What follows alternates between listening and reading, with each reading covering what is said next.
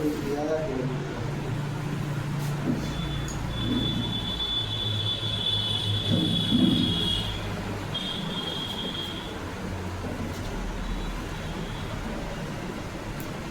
प्रकाश अभिक्रिया या हील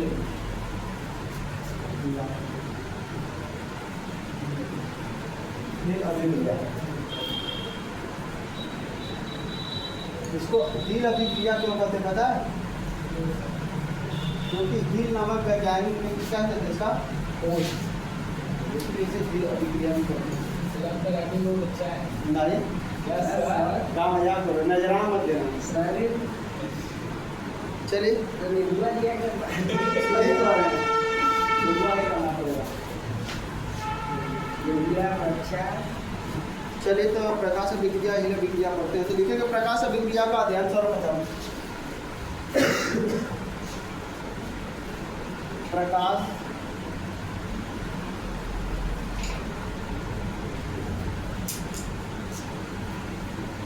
अभिक्रिया का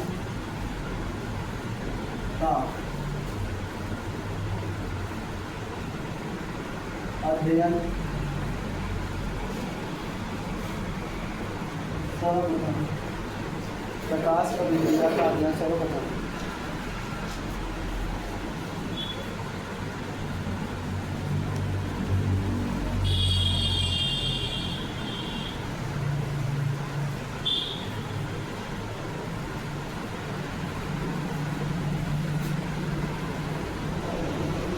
हील नामक वैज्ञानिक ने किया था। हिल नामक वैज्ञानिक ने किया था। हिल नामक वैज्ञानिक ने किया था।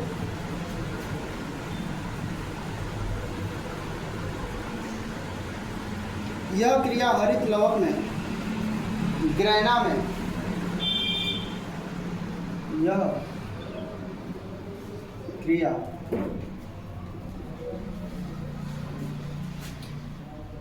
हरित लवक में ग्रैना ना क्या नाम है ग्रैना ग्रैना में क्लोरोफिल की सहायता से होती है। ग्रैना में क्लोरोफिल की सहायता से होती है।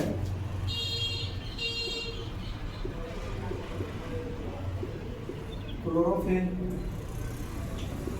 की सहायता से होती है। क्लोरोफिल की सहायता से होती है।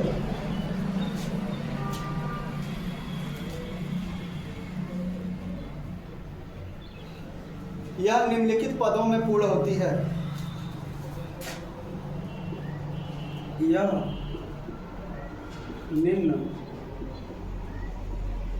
निम्नलिखित पदों में पूर्ण होती है।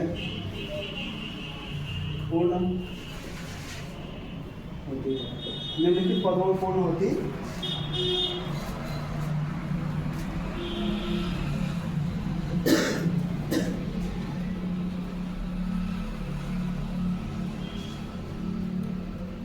अब कुछ इसके पॉइंट है, उस पॉइंट को बोलेंगे और लिखते हुए चलेंगे ना। तो सबसे पहला लिखेंगे सूर्य का प्रकाश अवशोषित कर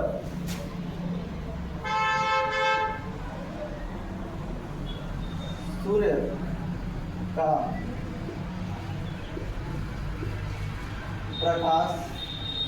का प्रकाश अवशोषित कर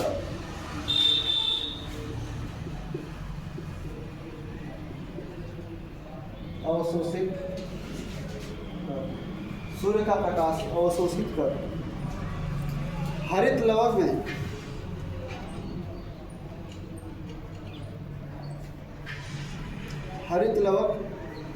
के अच्छा अवशोषित कर हरित लवक के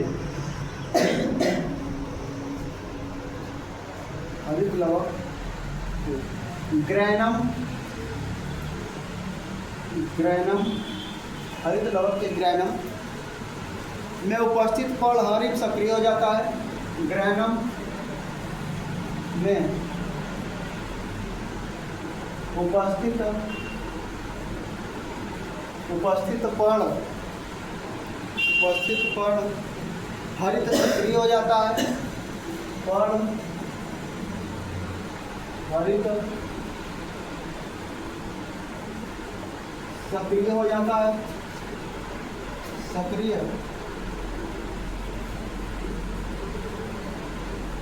हो जाता है, पर्ण हरित क्या होता है?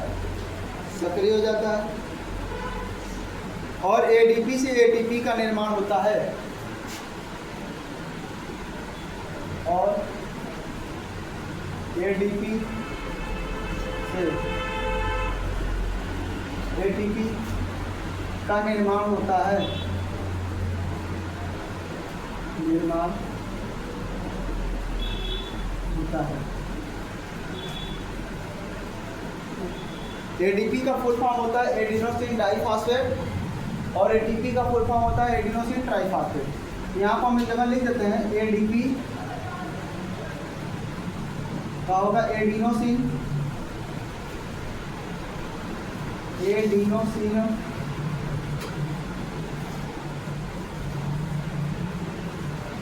डाइफॉस्फेट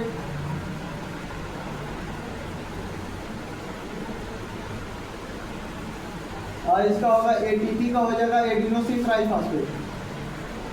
एडिनोसिन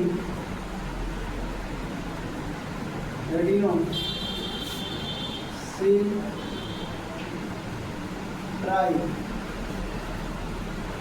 इसका नाम याद रखिएगा ना। एटीपी और एटीपी का पूरा नाम याद रखिएगा। होता है। और साथ ही साथ देखिए सूर्य के प्रकाश के अवशोषित कर हरित लवक में किसका निर्माण होता है? भैया एडीपी से एटीपी का निर्माण हो जाता है।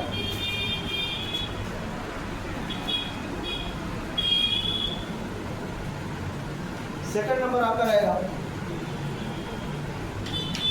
जो सेकंड नंबर है, सेकंड नंबर को लिखेंगे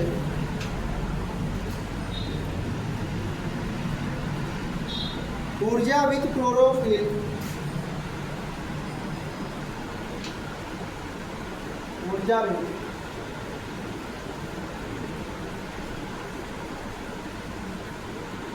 ऊर्जा विद क्लोरोफिल यानी ऊर्जा जिस क्लोरोफिल में क्या होता है? ऊर्जा होता है जल का H+ तथा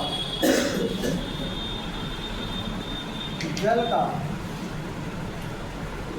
H+ तथा जल का H+ तथा OH आयनों में OH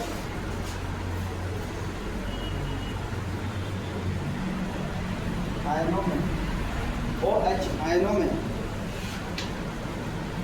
प्रकाश अपघटन होता है। प्रकाश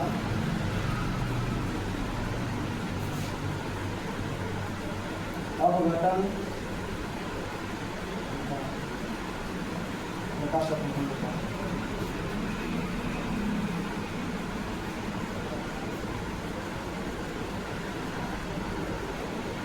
जैसे अगर बात करें जो जल होता है,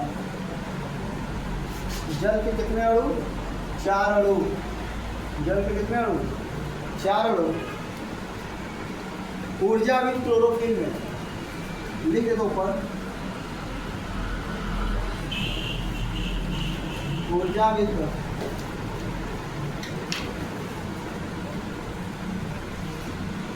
क्लोरोफिल, ऊर्जा विद क्लोरोफिल में किसका किसका निर्माण करेंगे भैया? हाइड्रोजन और OH ना, माइनस में क्या होंगे? वो टूट जाएंगे। यानी हम कहेंगे कि हाइड्रोजन आयन और क्या OH आयन में क्या होते हैं? टूट जाते हैं। जो जल होता है वो हाइड्रोजन और OH में क्या होता है? टूट जाता है। संतुलित कर दे तो हाइड्रोजन यहाँ पर 4 हो जाएगा ना जी, क्योंकि 4 दूना 8 तो यहाँ पर भी 4 हो जाएगा, ऑक्सीजन 4 हो जाएगा, तो देखा जाए तो 4 हाइड्रोजन यहाँ पर, 4 हाइड्रोजन यहाँ पर, 8 हाइड्रोजन हो जाएगा, तो 4 दूना 8 यहाँ हो जाएगा और 4 ऑक्सीजन यहाँ पर, यानी सब कुछ सीधा संतुलित अवस्था में। तो ऊर्जा भी क्लोरोफिल क्या हो जाएगा इसमें, जुड़ जाएगा। ठीक है,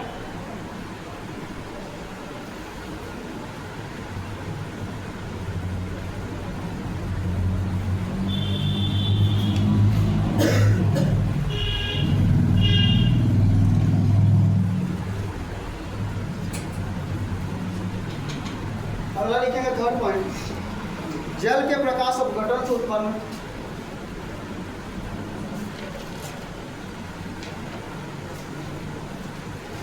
जल के प्रकाश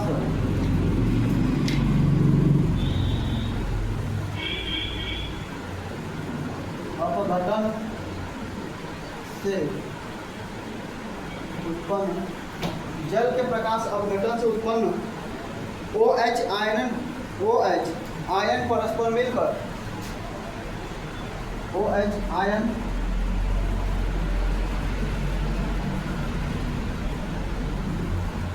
परस्पर मिलकर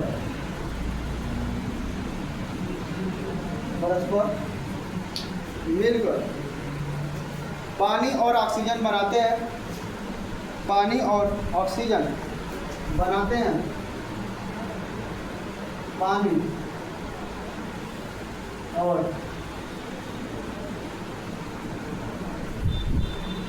ऑक्सीजन क्या करते हैं भैया, बनाते हैं,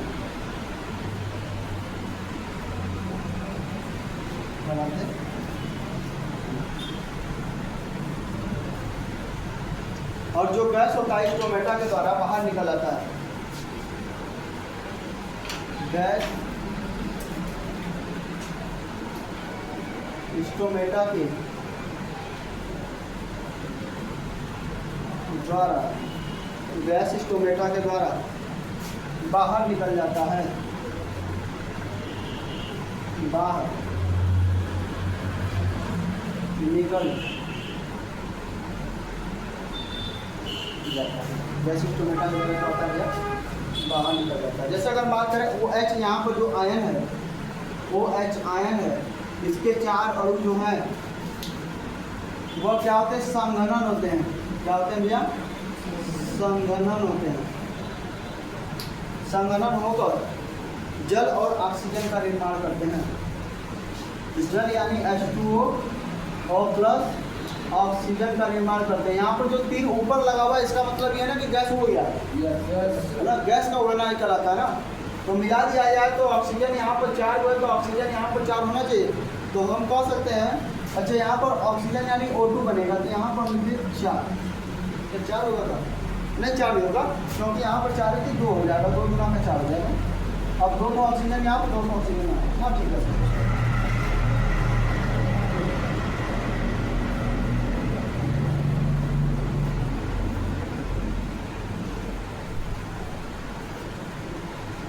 ताली मेरा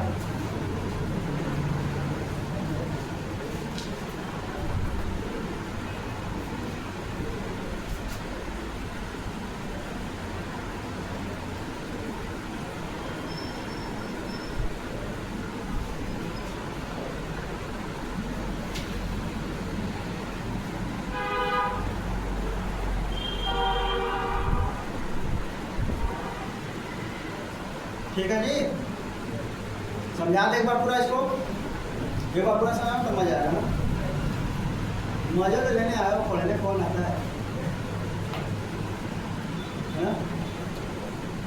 अगर डिसिप्लिन से पढ़ाया जाए तो कोई पढ़ने आएगा, एक तो ऐसे कॉमेडी वमेडी छोड़ दिया जाए, इसमें मजा हो जाए, बच्चों के मन का हो तो वहाँ पूछिए मत, सीट जगह नहीं रहेगा, नीचे चटाई बैठा बैठी ना, बस बच्चों के मन का होना चाहिए। उसके बाद देखिए जगह नहीं मिलेगा, चटाई खाली बैठेंगे। चलिए, प्रकाश अभिक्रिया, प्रकाश अभिक्रिया को हिल अभिक्रिया के नाम से जाना जाता है। क्योंकि हिल अभिक्रिया क्यों, क्योंकि हिल नामक वैज्ञानिक ने ही क्या किया था इसका प्रकाश अभिक्रिया को हील अभिक्रिया नाम। देखिए प्रकाश अभिक्रिया का अपघटन सर्वप्रथम हील नामक वैज्ञानिक ने किया था, इस कारण इसे हील अभिक्रिया भी कहते हैं। हील नामक वैज्ञानिक ने सर्वप्रथम इसका क्या किया था, अध्ययन किया था, खोज नहीं किया था, अध्ययन कर दिया था, जानकारी प्राप्त किया। यह क्रिया हरित लवक में ग्रैना, अच्छा ग्रैना नहीं होता है, ग्रैना होता है। ग्रैना में क्लोरोफिल की सहायता से होता है। ग्रैना अभी हम आपको बताए थे, कल वीडियो भी दिखाए थे ना। ग्रैना कुछ इसी तरह छल्ले नुमा देखे थे, एक छल्ले को देखा जाए, इसको क्या कहते हैं, क्लोरोफिल यानी अंडे का आकार, जो वीडियो देखे थे आप। तो क्या बोला है कि यह क्रिया हरित लवक में ग्रैना है ना, हरित लवक जो होता है पत्तियों, एक पत्ती की संरचना लेते हैं ना।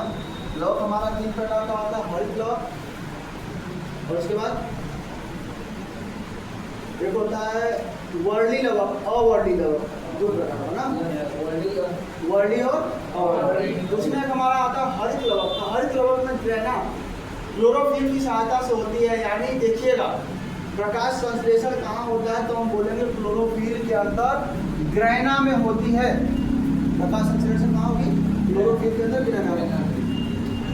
यह निम्नलिखित पदों में पूर्ण होती है। कौन कौन सा पद है, सबसे पहला पद अगर देखा जाए तो सूर्य का प्रकाश अवशोषित कर हरित लवक में ग्रैना में उपस्थित पर्णहरित सक्रिय हो जाता है।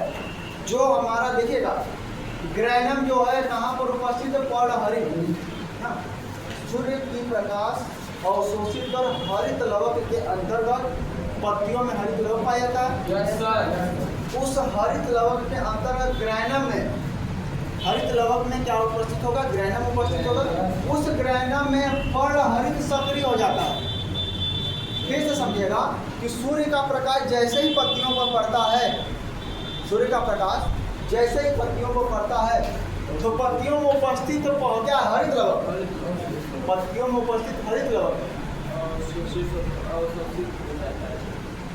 पत्तियों में उपस्थित हरित लवक। फिर सुनिएगा, सूर्य का प्रकाश जैसे ही पत्तियों पर पड़ता है तो पत्तियों में उपस्थित हरित लवक के अंतर्गत एक ग्रैनम पाया जाता है। जैसे ही सूर्य का प्रकाश पत्तियों को पड़ेगा तो पत्तियों में उपस्थित हरित लवक में एक ग्रैनम पाया जाता है। उस ग्रैनम में उपस्थित पर्णहरित सक्रिय हो जाता है ना। जैसे अगर हम बात करें, आपको भोजन दे दिया जाए तो आप भोजन खाकर सक्रिय हो जाएंगे।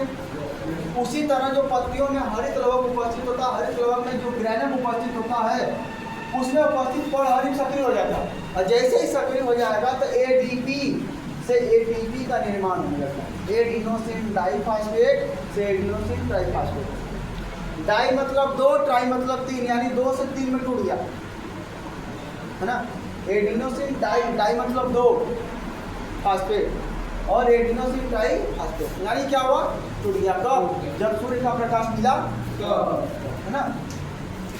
आगे पहला लाइन तो ठीक है कि सूर्य के प्रकाश की उपस्थिति में हरित लवक के ग्रैनम में उपस्थित पर्णहरित सक्रिय हो जाता है। कब, जब सूर्य का प्रकाश मिलता है तब। जब सक्रिय होगा तो पता कैसे चलेगा, तो बोलेंगे एडीपी से एटीपी में बदलेगा। पहली बात तो ठीक है। दूसरी बात करें तो ऊर्जा भी तो क्लोरोफिल जल का, जल में क्या क्या पाया जाता है, जल का सूत्र होता है H2O। H2O मतलब हाइड्रोजन और ऑक्सीजन। तो बोला है कि ऊर्जा विद क्लोरोफिल जल का H+ तथा OH आयनों में प्रकाश का अपघटन होता है। इसका मतलब ये है कि जो जल होता है, जल के मान लेते 4 अणु है, जल के 4 अणु, इस 4 अणु में जैसे ऊर्जा की क्लोरोफिल उपस्थित होगा कि हमारा हाइड्रोजन के 4 अणु अलग हो जाएंगे, OH के 4 अणु, OH- तो आयरन के 4 अणु अलग और हाइड्रोजन क्या, जैसे ही क्या हमारा जल एक अणु था वह टूटकर निकल गया, अलग अलग हो गया। कब, जब सूर्य का प्रकाश पड़ा तब, है ना।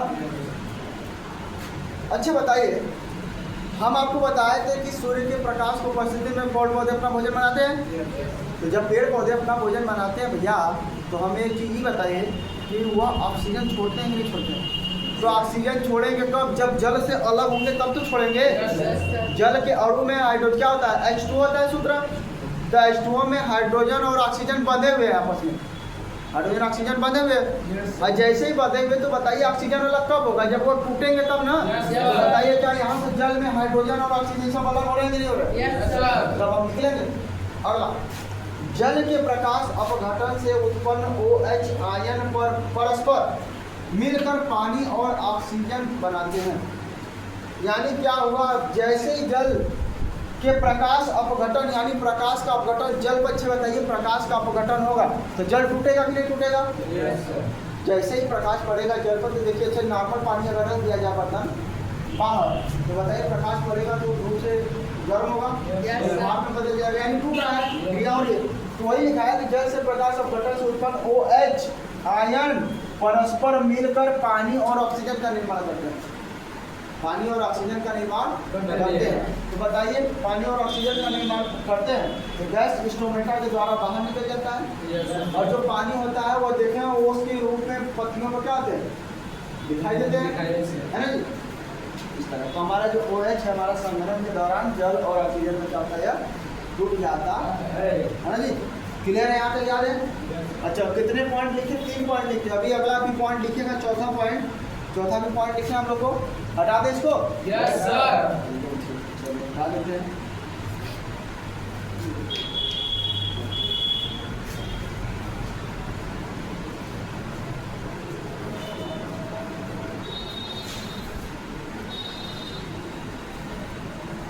चलिए चौथा पॉइंट हम लोग पढ़ते हैं। तो चौथा पॉइंट लिखेंगे, जल के प्रकाश अपघटन से मुक्त हाइड्रोजन आयन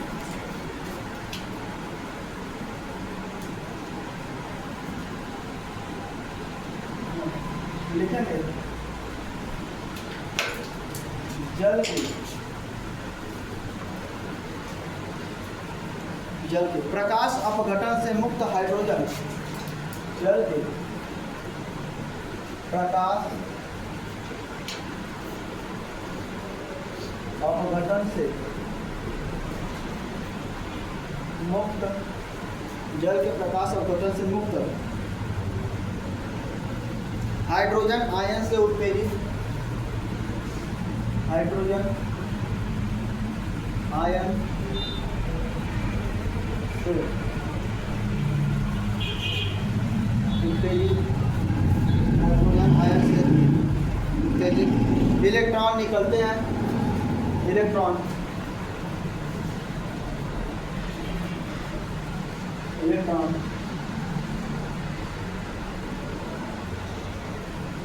निकलते हैं। इलेक्ट्रॉन क्या होता है भैया, निकलते हैं ना। जो इलेक्ट्रॉन स्थानांतरण प्रणाली के द्वारा, ऐसे लिख लेंगे, रुकिए, जो ATP के रूप में मुक्त होते हैं, जो ATP के रूप में मुक्त होते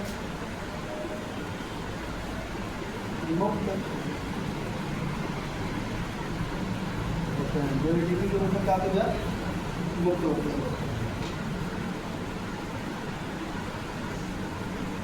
इस क्रिया में H+ आयन, इस क्रिया में H+ आयन, 9 क्या H+ आयन का मतलब हाइड्रोजन आयन ना, NADP को,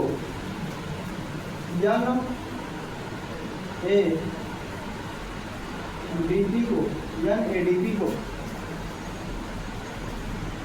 NADP को NADPH2 में, NADPH2 में अपचयित करते हैं,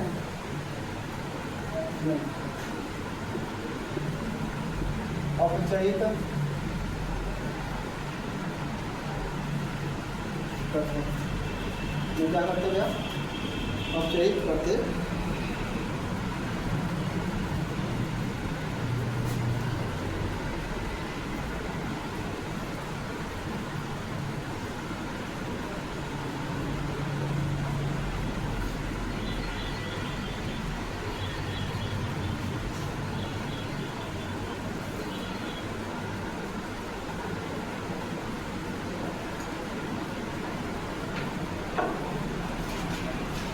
इसका रासायनिक समीकरण लिखते हैं। रासायनिक समीकरण जो हाइड्रोजन होता है, हाइड्रोजन के 4 अणु, H प्लस आयन के कितने अणु दिया? 4 अणु। सरल करते हैं, जो 4 अणु होंगे किसके होंगे? हाइड्रोजन आयन के होंगे। वह मिलेंगे NADP से, वह मिलेंगे किसने? NADP के 2 अणु से मिलेंगे, तो यह निर्माण करेंगे किसका? NADPH2 का। यह निर्माण करेंगे NADPH2 का, इसके 2 अणु लेंगे ना।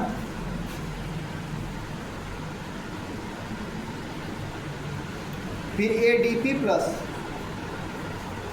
और ADP प्लस और इसके साथ साथ फॉस्फेट मिलेगा, फॉस्फेट मिलेगा। यह मिलाकर बनाएंगे इसका। यह रासायनिक समीकरण पूछता कम है, लेकिन हम आपको लिखवा देते हैं ना। ADP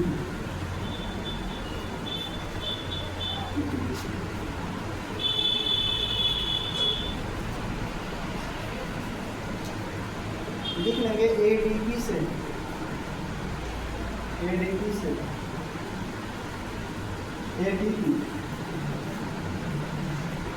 से ATP। निर्माण की इस प्रक्रिया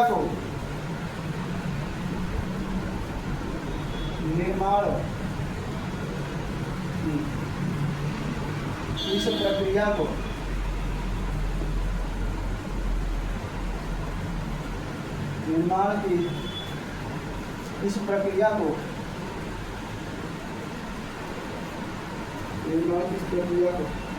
फोटोफॉस्फो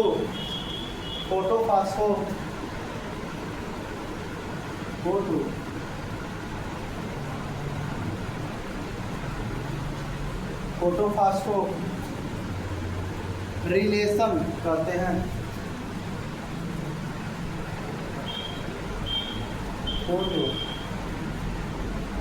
फोटोफॉस्फो रिलेशन कहते हैं ना, कहते हैं।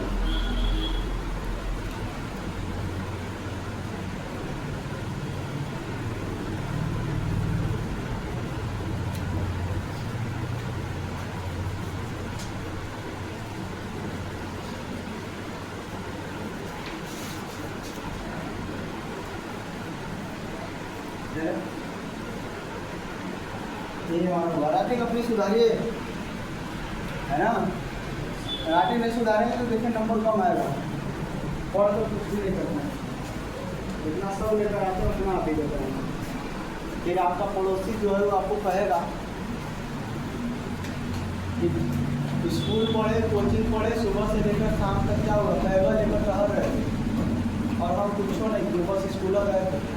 जितना तुम 50 लेकर आओ, 50 हम लेकर आए, तुम कोचिंग जाकर पैसा कहाँ है नहीं। जितना आपका दोस्त लेकर आए, सबसे अच्छा खराब दोस्त समझ लगता है जब आपका दोस्त यह कहता है कि दिन भर हम लोग घूमें और दिन भर तुम बैग लेकर दौड़े, हम तुम्हारे बराबर पाए। तो तुम कोचिंग लेकर बैग दिखावा लेकर क्या करते? बैग लेकर दिखावा कर रहे थे ना। तो यानी आप एक्स्ट्रा दे रहे हैं, समय एक्स्ट्रा पढ़ रहे हैं, तो कुछ ना कुछ उससे अलग करिए अपने दोस्तों से, समझेंगे नहीं। नंबर यदि आप बढ़िया लाते हैं तभी आपका वैल्यू है, ताकि आगे आप रोड पर निकल के रहे हैं ना तो अगल बगल वाले देखकर भी बोले कि हाँ नहीं यही मंगलवार पापा है। आपके पापा जब जाए रोड पर तो यह कहें कि हाँ यह मंगलवार पापा जा रहे हैं। यह ना कहे कि हाँ दिन भर दिन का लड़का आवारा के घूमता था क्या कर रहे हैं।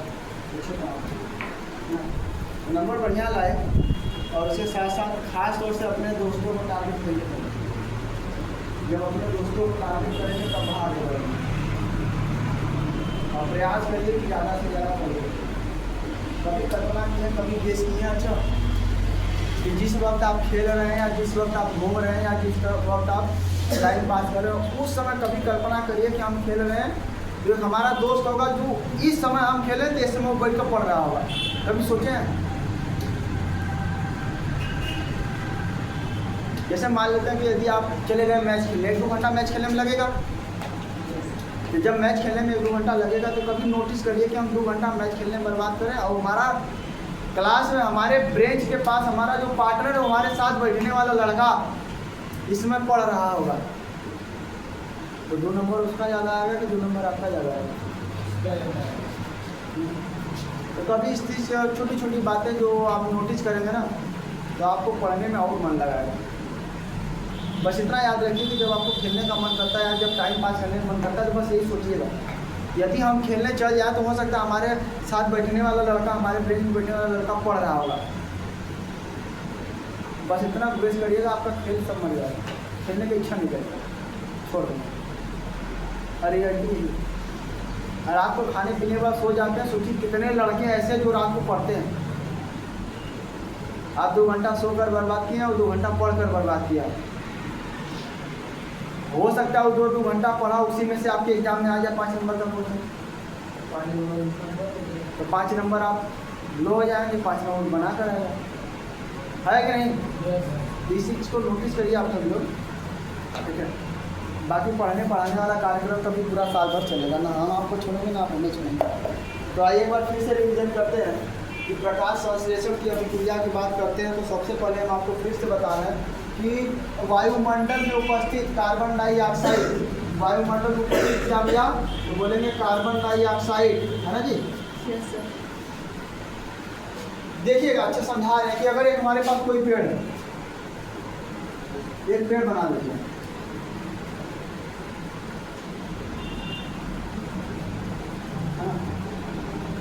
एक पेड़ बना दिए, ये हमारे पास ये हमारा क्या हो जाएगा, सन हो जाएगा, सूरज। यह पूरा क्या है, वायुमंडल। वायुमंडल में बहुत सारी जैसे कार्बन है, सॉरी ऑक्सीजन लिख लेते हैं, नाइट्रोजन लिख लेते हैं, कार्बन डाइऑक्साइड लिख लेते हैं, इसी बहुत सारी गैसें लिख लेते हैं ना। तो जब सूर्य का प्रकाश बताइए पेड़ पौधों पर सीधे पड़ेगा कि नहीं पड़ेगा, तो जब सूर्य का प्रकाश सीधे पड़ेगा तो क्या पेड़ पौधों में पत्तियां पाई जाती हैं? Yes sir. पत्तियों में हम बताते हैं कि क्लोरोफिल उपस्थित होता है। Yes sir. तो जब बताइए कि जैसे सूर्य का प्रकाश मान लेते इस पत्ती को पड़ा तो क्या वायुमंडल से कार्बन डाइऑक्साइड लेगा कि नहीं लेगा? अच्छा, इसे क्या बनाना है, भोजन बनाना है, तो भोजन के रूप में हम ले लेते हैं ग्लूकोज, कार्बोहाइड्रेट। तो जब ग्लूकोज की बात करते हैं तो ग्लूकोज बनाने के लिए C6H12O6 हमें चाहिए। तो बताइए कि हमें कार्बन भी चाहिए, हाइड्रोजन भी चाहिए, ऑक्सीजन भी चाहिए। तो अब देखिए यहाँ से जब वायुमंडल से जब यह कार्बन डाइऑक्साइड लिया, क्या लिया, कार्बन डाइऑक्साइड लिया, तो क्या बताइए, कार्बन ले लिया, ऑक्सीजन ले लिया, या हाइड्रोजन इसे मिला का? भोजन बनाने के लिए भोजन ही है। इस भोजन को बनाने के लिए इसे कार्बन भी चाहिए, हाइड्रोजन भी चाहिए, ऑक्सीजन भी चाहिए। तो देखिए अब कार्बन डाइऑक्साइड मतलब कार्बन और ऑक्सीजन वायुमंडल से तो लिया, क्या हाइड्रोजन मिला? हाइड्रोजन नहीं मिला तो क्या ग्लूकोज बनाएगा, कार्बोहाइड्रेट बनाएगा, भोजन बनेगा नहीं। तो होगा कहा कि पेड़ पौधों को जो हम पानी देते हैं, यह जड़ हो गया, जड़ में पाए जाते छोटे छोटे मूल रोम, इस मूल रोम के द्वारा जाइलम से माध्यम से जल आया। अब यहाँ पे देखिए क्या हो गया, जल हो गया और कार्बन डाइऑक्साइड हो गया। तो बताइए जल भी हो गया, जल में हाइड्रोजन ऑक्सीजन मिला, कार्बन डाइऑक्साइड में कार्बन ऑक्सीजन मिला, क्या ग्लूकोज बनेगा? अब बनेगा। तो सूर्य के प्रकाश की उपस्थिति में क्लोरोफिल की सहायता से जब पेड़ पौधे अपना भोजन बनाते हैं, तो बताइए भोजन बनाने के लिए क्या क्या चाहिए, कार्बन डाइऑक्साइड चाहिए और साथ ही साथ हाइड्रोजन चाहिए, और सॉरी जल दे दिया, है ना जी। क्या कर दिया, कार्बन डाइऑक्साइड और जल। थोड़ा सा इसे दूर लिखेंगे ताकि रासायनिक क्या करते हैं, संतुलित करने में अच्छा लगेगा। अब देखिए थोड़ा सा इसको थोड़ा सा हम हटाते हैं, हटाएंगे तो ठीक रहेगा ना। कार्बन डाइऑक्साइड वायुमंडल से ले लिया और जड़ यानी पेड़ पौधों के नीचे से पानी ले लिया, तो क्या भोजन बनाना चालू करेंगे? का नहीं बनाएंगे, भोजन बनाएंगे, लेकिन भोजन बनाने के लिए आग चाहिए, सनलाइट चाहिए। तो हम दे देते हैं यहाँ पर सूर्य का प्रकाश, सूर्य का प्रकाश दे दिए। तो सूर्य का प्रकाश दे दिए, बताइए आग का व्यवस्था तो कर दिए। खाना बनाने के लिए कोई जगह होनी चाहिए, तो कहीं खाना बना लेंगे, जगह चाहिए ना। तो जगह क्या हो जाएगा, यह क्लोरोफिल, हमारा कार्बन डाइऑक्साइड हो गया, जल हो गया, सूर्य के प्रकाश की उपस्थिति में क्लोरोफिल। अब देखिए मार्केट से सारा सामान ला दिए हैं, आग और सिलेंडर वेलेंडर का व्यवस्था कर दिया, जगह भी बना दिए। कब पिकनिक मनाया जाए, खाना बनाया, आइए बनाते हैं। तो बताइए किसका निर्माण होगा, तो हम बोलेंगे कि ग्लूकोज का निर्माण होगा, C6H12O6 का निर्माण होगा, है ना जी। अच्छा, जब इसका निर्माण होगा तो हमें पता है कि पेड़ पौधे क्या हमें ऑक्सीजन भी देते हैं क्या, बोलिए ऑक्सीजन देते हैं ना। तो हम कहेंगे कि हाँ ये तो हमें ऑक्सीजन भी देते हैं, तो लिखेंगे ऑक्सीजन भी देते हैं। साथ ही साथ देखें पेड़ पौधों की पत्तियों पर छोटे छोटे मोस के बूंदे भी होते हैं, बात को सर्जन करते हैं, क्रिया का होता है ना। तो ये हमें जल भी देते हैं, क्या हो गया, जल भी। यानी अब तक तो सब कुछ ठीक ठाक है। कार्बन डाइऑक्साइड जल मिलकर सूर्य के प्रकाश की उपस्थिति में क्लोरोफिल की सहायता से क्या करते हैं भैया, ग्लूकोज, ऑक्सीजन और जल। अच्छा ऑक्सीजन उड़ जाएगा ना, चलिए उड़ा लेते इसको, हो गया। क्या बताइए सब कुछ सही है ही, क्यों नहीं सही है, कि जितना रिएक्टेंट होता है उतना ही प्रोडक्ट होता है। क्या रिएक्टेंट और प्रोडक्ट आपस में बराबर है, जब नहीं है तो करेंगे इसको बराबर। कैसे बराबर करेंगे, तो हम लिखेंगे कि जो कार्बन, अच्छा देखिए यहाँ पर कार्बन है, ऑक्सीजन है, हाइड्रोजन है, और कुछ है क्या, इसमें भी कार्बन हाइड्रोजन ऑक्सीजन है, बराबर करते, जितना कार्बन इधर होना चाहिए उतना ही कार्बन इधर होना चाहिए, ठीक है। तो बताइए कि यहाँ पर कार्बन की मात्रा 6 दिख रहा है और कहीं कार्बन दिख रहा है क्या, यानी हम कह सकते हैं कि कार्बन इधर 6 है, तो क्या इधर भी 6 है, तो क्या यहाँ अगर हम 6 लगा दे तो क्या कार्बन 6 और 6 मिल गया, कार्बन का हो गया हमारा। और जैसे ही कार्बन 6 लगाए तो बताइए, देखिए ऑक्सीजन के 2 और 6 गुना के 12, ऑक्सीजन यहाँ पर कितना है 12, और ऑक्सीजन यहाँ पर कितना है 1, कुल मिलाकर कितना ऑक्सीजन 13, क्या उधर 13 है, मिला लेते हैं। आइए मिलाते हैं, तो देखिए 6 तो यहाँ पर है, तो बोलेंगे 6 ऑक्सीजन यहाँ पर है, 2 यहाँ पर है और 1 यहाँ पर, 6 2 कितना 8 और 1 9, क्या बराबर है, जब नहीं बराबर है तो हम करेंगे क्या, कुछ और करते हैं। कुछ और करने से पहले एक चीज़ और रुकिएगा, हाइड्रोजन को मिला लेते हैं, ऑक्सीजन अपने आप मिल जाएगा। हाइड्रोजन अच्छा देखा जाए, ऑक्सीजन को भी एक मिनट रोकते हैं, हाइड्रोजन मिलाएंगे ऑक्सीजन अपने आप मिल जाएगा।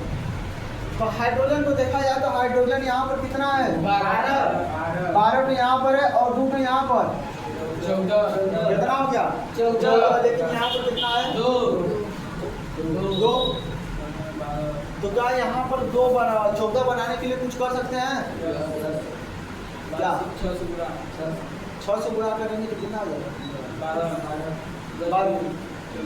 लेकिन अगर हम यहाँ पर 7 से गुणा करते हैं तो 7 गुना के 14 हाइड्रोजन हो जाएगा, 14 हाइड्रोजन हो जाएगा। लेकिन अगर यहाँ पर ऑक्सीजन का बढ़ जाएगा, यानी हम सीधा सीधा करते हैं गुणा किससे 12। तो क्या देखिए 12 गुना का 24 तो हाइड्रोजन है, तो हम बोलेंगे कि हाइड्रोजन 24 तो इधर का साइड, उधर 24 तो है, अभी मिला लेते हैं। उधर कितना हमारे पास 12 इधर है और 2 14, अगर 12 तो यहाँ पर है तो क्या यहाँ पर 6 से गुणा कर दे तो 6 गुना का 12 और 12 क्या 24 हो गया का, तो हमारे पास देखिए हाइड्रोजन पूरा का पूरा 24 मिल गया। किए का कि 6 गुना 12 हाइड्रोजन यहाँ पर और 12 यहाँ पर, कुल मिलाकर 24 तो हाइड्रोजन इधर है, तो 12 गुना का 24 हाइड्रोजन यहाँ पर है। देखिए कार्बन और हाइड्रोजन मिल चुका है, अब लगेगा ऑक्सीजन, ऑक्सीजन मिलाते हैं, ऑक्सीजन गिनती करते हैं, गिनती कितना करते हैं, आइए तो देखिए 6 गुना का 12 तो ऑक्सीजन यहाँ पर है और 12 तो यहाँ पर, कुल मिलाकर ऑक्सीजन कितना हो गया 24 हो गया। इधर मिलाते हैं तो 6 ऑक्सीजन यहाँ पर है और 6 तो यहाँ पर, 6 से 12 हो गया। हमें चाहिए कितना 24। अगर यहाँ पर 2 है, अगर हम इसको 6 से गुणा कर दें 6 गुना का 12 हो गया का, 12 और 12 24, 12 और 12 24, क्या ऑक्सीजन बराबर हो गया, कि ऑक्सीजन भी हमारे पास 24 हो गया। अब क्लियर है, अब जाकर हमारा यह पूरा का पूरा क्या हुआ रासायनिक समीकरण संतुलित अवस्था में, यही हमारे एग्जाम में पूछता भी आपको, कल भी बता के आज पूछ रहे है ना। अब इसे आप बता लीजिएगा, संतुलित करना जान जाएंगे तो आसान हो जाएगा।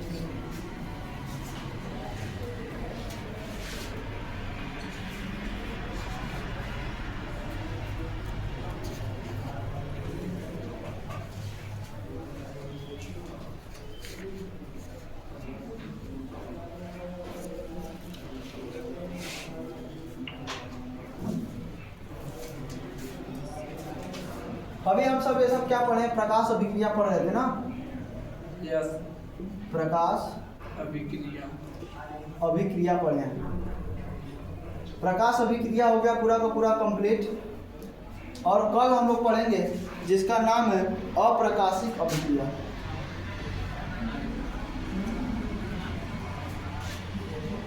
अप्रकाशिक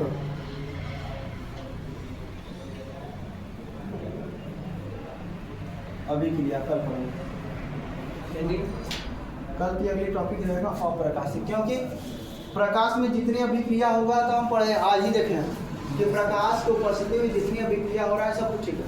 कल पढ़ेंगे अप्रकाशिक अभिक्रिया। यही जो पढ़ना है। कल यही पढ़ेंगे, यही हेडिंग आप डाल लीजिएगा। और जैसे ये खत्म होगा अप्रकाशिक अभिक्रिया ना, तो अप्रकाशिक अभिक्रिया खत्म होने के बाद हमारा अगला टॉपिक रहेगा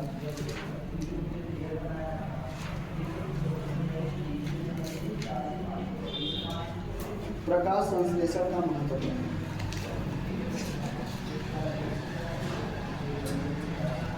अगला टॉपिक पढ़ेंगे प्रकाश संश्लेषण का महत्व। ज़्यादा टॉपिक नहीं बचा है इधर का, तो हमारा